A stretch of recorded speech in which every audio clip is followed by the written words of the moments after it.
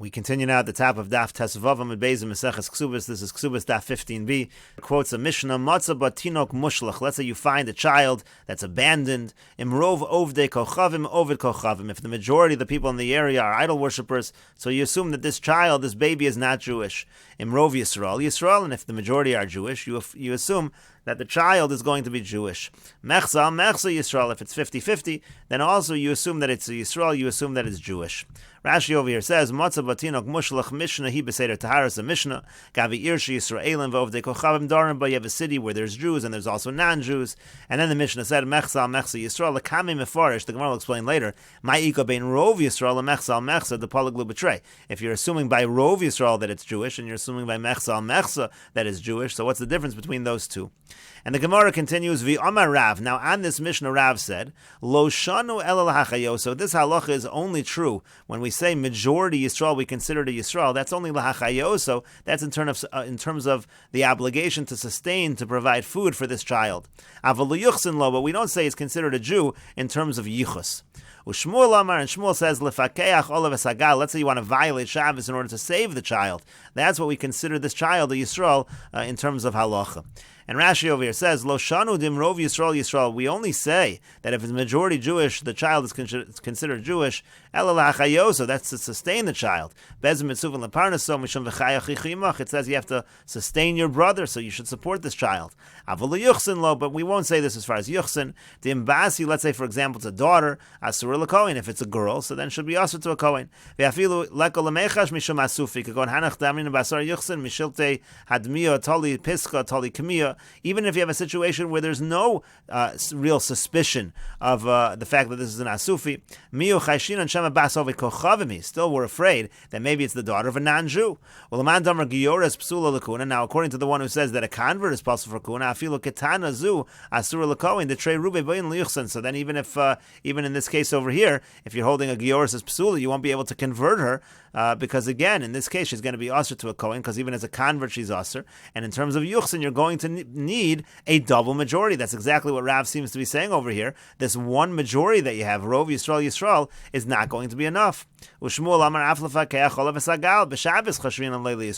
says, we go even further. Even if you're going to be Mechal Shabbos, we're going to say that it's enough by Rov Yisrael. We consider this to be a Jew, and we'll be Mechal Shabbos to save this child. Let's say the child is buried under some rubble. We're willing to be Mechal Shabbos for this child. And we will just note over here, Rashi over here citing Kedushin was referring to the fact that let's say you have a child that it was clear that this child was cared for in various ways.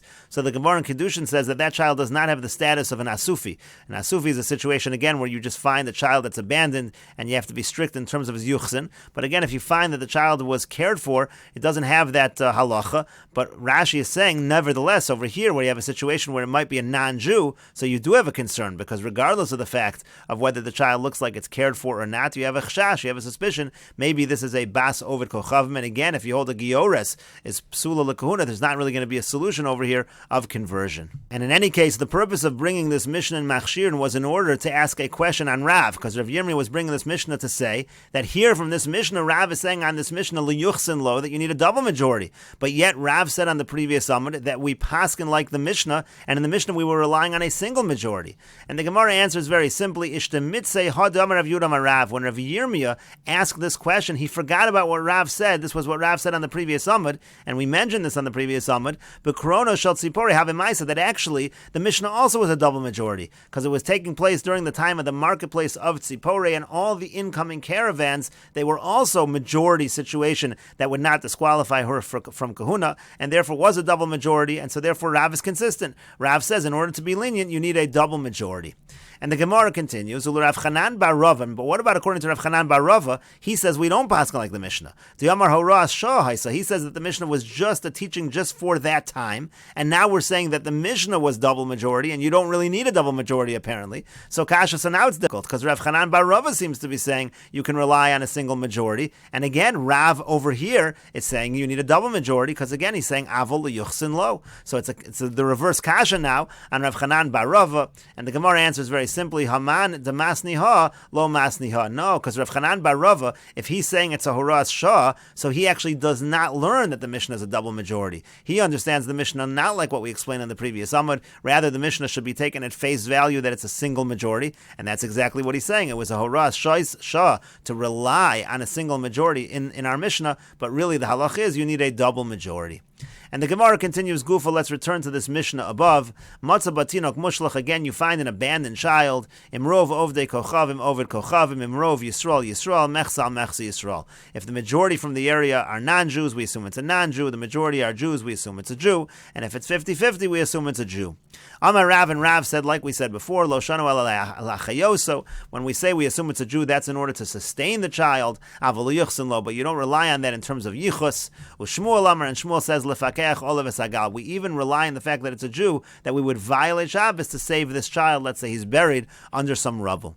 And so the Gemara now asks, Mi Amar Shmuel hachi. Does Shmuel really say this? Rashi over here says, Mi Amar Shmuel hachi de le'inyan pikuach nefesh ba'inan ruba. Does Shmuel even say we require a majority? It sounds like he's saying if it's majority Jewish, we assume the child is Jewish to save him and be mechal Shabbos. Does Shmuel really require a majority for that? V'amar Rav Yosef, Amar Rav Yehuda Amar Shmuel. But Rav Yosef said in the name of Rav Yehuda, in the name of Shmuel, Ein hochin b'pikuach nefesh achar harov. We do not follow majority when it comes to pikuach nefashos. Rashi says, Ein hochin da'afilo b'safek over kochavim safek Yisrael. Even if it would be a genuine safek, whether this is a non-Jew or a Jew, but rov ovdei kochavim, even if it's majority non-Jews around mefakhin, we would still go through the rubble. We would still try to save that life. So Shmuel doesn't require a majority in that case.